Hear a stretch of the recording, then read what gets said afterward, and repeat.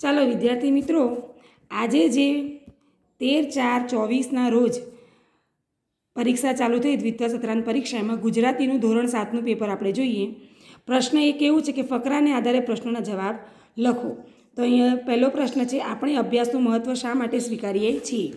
તો જવાબ છે, અભ્યાસ વિના સંસ્કાર દ્રઢ થતા નથી, તેથી આપણે અભ્યાસનું મહત્ત્વ સ્વીકારીએ છીએ. બીજું છે, દરેક ક્રિયા કઈ 3 રીતે કરી શકાય છે? તો દરેક ક્રિયા ભયથી, લાલચથી કે પ્રેમથી કરી શકાય છે. ત્રીજું છે, કઈ રીતોમાં અભ્યાસ કરનારાની વિવેક બુદ્ધિને ખીલવવી પડતી નથી? તો ભયથી, લાલચથી અભ્યાસ કરનારની વિવેક બુદ્ધિને ખીલવવી પડતી નથી. ચોથું છે, વર્ષોથી પડેલી ટેવો ક્યારે નાશ પામે છે? તો વર્ષોથી પડેલી ટેવોમાં જ્યારે વિશ્વાસ ઉઠી જાય ત્યારે નાશ પામે છે. અને ફકરાને યોગ્ય શીર્ષક આપો તો અભ્યાસનું મહત્ત્વ. હવે પ્રશ્ન 2 જોઈએ. પ્રશ્નોનો જવાબ લખવાના છે. પહેલું, તમને ગમતા પ્રાણી વિશે 5 થી 6 વાક્યો લખો. અહીં તમારા પોતાના વિચારો લખવાના છે, તમને જે પ્રાણી ગમે. બીજું છે, રંગલો કોની સાથે હોડ કરવાની ના પાડે છે, કેમ? રંગલો વાચાળ અને જાદુગર સાથે હોડ કરવાની ના પાડે છે કારણ કે તેમની યુક્તિ પ્રયુક્તિઓ બહુ છળકપટથી ભરેલી હોય છે. ત્રીજું છે, દુધા મામાએ બૂટ માટે કેવા કેવા બહાના કર્યા? તો દુધામાએ બહારગામ જવાનું, માપ ખોવાઈ જવાનું, બૂટ બીજા લઈ ગયા જેવા બહાના કર્યા. દરબાર. હવે આગળનો પ્રશ્ન, સારા અક્ષર વિશે ગાંધીજીએ શું કહ્યું છે? તો ગાંધીજીએ નકારા અક્ષરોને અધૂરી કેળવણીની નિશાની ગણે છે, નઠારા અક્ષરોને. તેમના મતે સારા અક્ષર એ કેળવણીનો આવશ્યક અંગ છે. સારા અક્ષર માટે બાળકે ચિત્રકળા શીખવી જોઈએ. તેનાથી બાળકના અક્ષર નાની વયથી જ મોતીના દાણા જેવા થઈ જાય છે. હવે બ જોઈએ, જનની કાવ્યમાં માના કયા કયા ગુણોનું વર્ણન કરવામાં આવ્યું છે? તો માનવ પ્રેમ મેઘના જળ અને મધથી પણ વધુ મીઠો હોય છે.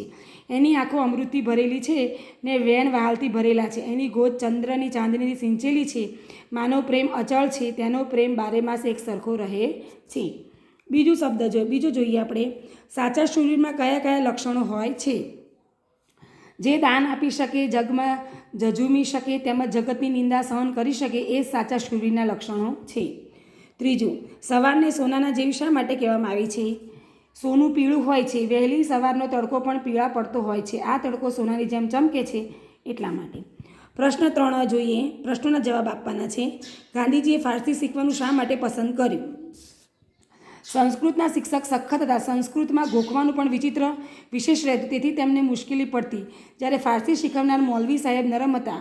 ફારસી સંસ્કૃત કરતાં સહેલો વિષય ગણાતો હતો તેથી. બીજું જોઈએ, લેખકને દુધામામાં કેવા ધક્કા કરાવે છે? તો દુધામા પોતાના વાયદા પ્રમાણે બૂટ બનાવી શક્યા નહોતા, એટલે લેખકને જુદા બહાના કાઢીને ધક્કા કરાવે છે. દરબાર માત્રાવાળા શૂરવીર હતા એવું શા પરથી કહી શકાય? તો જવાબ જોઈએ, દરબાર માત્રાવાળાએ સિંહ અને મગરની લડાઈ સામે બેસીને જોઈ. ત્યારબાદ તેમણે હિંસક સિંહની પાસે જઈને બહાદુરીથી તેને પંપાળ્યો અને તેના ઘાવ પર દવા લગાવી તેની સેવા ચાકરી કરી. આથી દરબાર માત્રાવાળા શૂર હતા એમ કહેવાય. હવે બ છે, પ્રશ્નોના જવાબ છે. માતાના પ્રેમને જોઈને ધરતી માતા પણ ધ્રુજતી હશે એવું કવિ શા માટે કહે છે? તો મા બાળક પ્રત્યેની પોતાની લાગણીમાંથી ક્યારેય ચલિત થતી નથી, તેથી કવિ કહે છે કે માતાના પ્રેમને જોઈ ધરતી માતા પણ ધ્રુજતી હશે. બીજું, ઈશ્વર કે રાજા કુપયમાન થયો છે, માતા એવું શા માટે કહે છે? વારંવાર શેરડીની કાતળી કાપવા છતાં એક ટીપું પણ રસ ન નીકળ્યો, તેથી માતા કહે છે કે ઈશ્વર કે રાજા કુપયમાન થયો છે. સંત અને અગરબત્તીનો કેમ એક સમાન કહ્યા છે? તો સંત અને અગરબત્તી બંને પોતાની જાતને કષ્ટ આપી જગતમાં સંસ્કાર અને સુવાસ ફેલાવે, તેથી બંને એક સમાન કહ્યા છે. વહેલી સવારના તમારા ગામનું વર્ણન કરો. તો અહીં તમારે પોતાના વિચારો લખવાના છે. હવે પ્રશ્ન 4 જોઈએ કે ગાંધીજીના કોઈ પણ એક જીવન પ્રસંગનું વર્ણન તમારી જાતે લખવાનું છે, તમને જે ગમે. અને તમારા જેને બનેલ કોઈ હાસ્ય પ્રસંગનું વર્ણન પણ તમારી જાતે તમારે કરવાનું છે. હવે જોઈએ આગળનું. પ્રશ્ન 5 આપેલા શબ્દનો સમાન શબ્દ આપી વાક્યમાં પ્રયોગ કરો. શાંત તો સંધ્યા સમયે આરતી થાય છે. બીજું, વિરુદ્ધાર્થી શબ્દ છે. કોમલ તો કઠોર પરિસ્થિતિમાં શાંતિથી નિર્ણય લેવો જોઈએ. અને ત્રીજું, સંચળ થવો, અવાજ થવો, રાત્રિ સમયે કોઈક સંચળ થયો. આપેલા વાક્યમાંથી સંજ્ઞા શોધો. રાધા ગીત ગાય છે, રાધા. આપેલા વિશેષનો ઉપયોગ કરીને વાક્યમાં પ્રયોગ કરો. સુંદર, તો ગુલાબનું ફૂલ સુંદર છે. હવે અહીંયા બિલના આધારે પ્રશ્નોના જવાબ તમારે આપવાના છે. અહીં બિલ આપ્યું છે. પહેલો પ્રશ્ન છે, કઈ વસ્તુનો ભાવ સૌથી ઓછો છે? તો પ્લાસ્ટિક ટબ. કઈ વસ્તુની કિંમત સરખી ચૂકવવી પડે? સાદડી અને કપ રકાબી. ઘર વખરી ખરીદનારનું નામ જણાવો. જતીનભાઈ.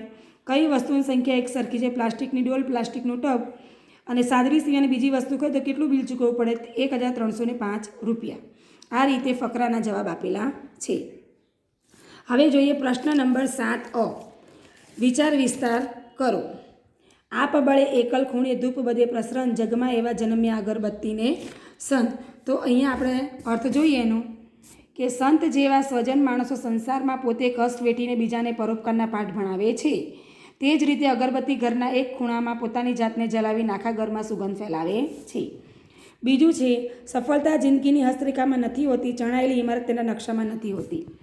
જેમ નકશામાં ઇમારતો ચણાયેલી નથી હોતી તથા તેને ચણવા માટે મહેનત કરવી પડે છે, તે જ રીતે સફળતા મેળવવા હસ્તરેખાના આધારે બેસી ન રહેતા સખત પરિશ્રમ કરવો પડે છે. હવે જોઈએ 7 બ. ગદ્યનું પદ્ય અને પદ્યનું ગદ્યમાં રૂપાંતર કરો. ઠંડો હિમ ભર્યો વહે અનિલ શો ઉત્સાહને પ્રેરતો. તો જવાબ જોઈએ, ઉત્સાહને જગાવતો બરફ જેવો ઠંડો શીતળ પવન વહી રહ્યો છે. બીજું છે, લાગી છે મુજને તૃષા જલ ભરી દે તું મને. તો મને હજી તરસ છે, મને રસનો બીજો પ્યાલો ભરી આપ. ત્રીજું છે, માતાનો પ્રેમ કાયમ મળતો રહે છે. તો માળીનો મેઘ બારે માસરી. હવે 8મું જોઈએ, પરિસ્થિતિમાં તમે શું કરશો? તમે પ્રવાસે ગયા છો અને તમે તમારા મિત્રો અને શિક્ષકોથી દૂર થઈ ગયા, તમે શું કરશો? તો આ તમારે પોતાની જાતે વિચારીને લખવાનું છે. તમારા ગામમાં રહેલ ગંદકી દૂર કરવા તમે શું કરશો? એ તમે જે પ્રયત્ન કરો એ તમારે વિચારીને લખવાનો છે. તમે ઘરમાં એકલા છો ને આગ લાગે શું કરશો? એ પણ તમને જે વિચાર આવે તમારે લખવાનું છે.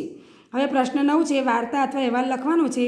એક સાંકડો પુલ બકરીઓ અને કૂતરાવાળું છે. કૂતરા સામસામે બસે છે અને બકરીઓ એકબીજાને મદદ કરીને આગળ પુલ ક્રોસ કરે છે. એ વાર્તા તમારે લખવાની છે. બીજું અહેવાલ છે કે તમારી શાળામાં પર્યાવરણ દિનનો અહેવાલ જે લખાયો હોય એ તમારે લખવાનું છે. હવે પ્રશ્ન 10 આપેલ શબ્દને શબ્દકોશના ક્રમમાં ગોઠવો. તો છે પહેલું ખળખળ, બીજું છે પ્રેમ, ત્રીજું છે પ્રચંડ અને ચોથું છે પ્રેમ. પછી છે છીછરા, બીજું છે જીવન, ત્રીજું ઢોલ અને ચોથું ઢોલિયા. હવે અહીંયા છે ઝીણવટ, બીજું છે ઝીણી, ત્રીજું પરમાણુ, ચોથું પ્રમાણ. અહીંયા છે પહેલું કેળવણી, બીજું છે ઘડ, ત્રીજું છે ઘડતર અને ચોથું છે ઘડપણ. તો આ રીતે શબ્દકોશના ક્રમમાં નંબર મેં અહીં આપેલા છે એ તમારે ગોઠવીને કરવાના છે. હવે જોઈએ જોડકા વાંચી તેનો વાક્યમાં પ્રયોગ કરો. ખંડ, તો અહીંયા આવશે ભાગ. ખંડ તો ખડ, તો ભાગ અથવા ઘાસ. જગ એટલે દુનિયા, જંગ એટલે યુદ્ધ. સત એટલે અહીંયા સત્ય, સત એટલે અહીંયા આવશે સત્ય, તો સાધુ. હસ એટલે હાસ્યું, હંસ એટલે પક્ષી. એટલે આ જે વાક્યો અર્થ આપ્યા છે તો ભાગ પરથી વાક્ય બનાવવાનું, ઘાસ પરથી, દુનિયા પરથી, યુદ્ધ પર તમારે જાતે વાક્ય બનાવવાનું છે. પ્રશ્ન 11 છે કે સમયપત્રકનો આધારે જવાબ આપવાનો છે. ટ્રેન નંબર 19-10-5નું નામ શું છે? હરિદ્વાર મેલ. અરાવલી એક્સપ્રેસનું પણ સ્થળ જણાવો તો બાંદ્રા. અજમેર જવા માટે કઈ ટ્રેનમાં બેસવું પડે? તો ગરીબ નવાઝ એક્સપ્રેસ. રાત્રે ખાલી જગ્યા કઈ ટ્રેન બીકામ પહોંચે? તો રણકપુર એક્સપ્રેસ. અમદાવાદથી હરિદ્વાર જવા માટે કઈ ટ્રેનમાં બેસવું પડે? તો હરિદ્વાર મેલ. તો અહીંયા જે ટ્રેનનો કોઠો આપે છે એના આધારે અહીં જવાબ આપવામાં આવ્યા છે. તો આ પ્રશ્નમાં તમે તમારી રીતે આ કોઠો જોઈ અને જવાબ લખવાનો. અને અહીંયા તમારે ભાગ, તો મને 5મો ભાગ આપો. ઘાસ, ગાય ખાય છે. દુનિયામાં ઘણા લોકો રહે છે. યુદ્ધ સમયે પાછળ પીછેહટ કરવી જોઈએ નહીં. સત્ય હંમેશા કડવું હોય છે. સાધુને ખૂબ જ પરિશ્રમ કરવો પડે છે. હાસ્ય માણસને તંદુરસ્ત બનાવે છે. પક્ષી, હંસ તો પક્ષીઓ આપણને શું કામ લાગે છે એ રીતે. તો આ રીતે વાક્યો બનાવી અને પછી અહીંયા તમારે આ પ્રશ્ન લખવાનો છે.